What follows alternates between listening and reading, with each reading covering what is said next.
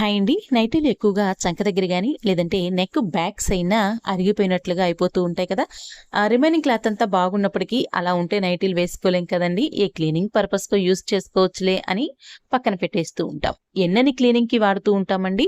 ఇంట్లో ఆడపిల్లలుండి remaining cloth అంతా బావుంది అని అనుకుంటే మట్టుకు అలా పక్కన పెట్టేయకుండా, పక్కన పెట్టేసినటువంటి నైటీలను గూడా బయటికి లాగి ఇలా ట్రై చేయండి. మరి ఇలా చేసిన తర్వాత నైటీల్ని ఇలా కూడా యూజ్ చేయొచ్చా అని మీరు అనకుండా మట్టుకు ఉండలేరండి. చాలా సింపుల్‌గా 10 నిమిషాల్లో మన పిల్లలకైతే చక్కగా ప్యాంట్‌గా మనం కన్వర్ట్ చేసుకోవచ్చండి. చూస్తున్నారు కదా! ఈజీ ప్రాసెసేను.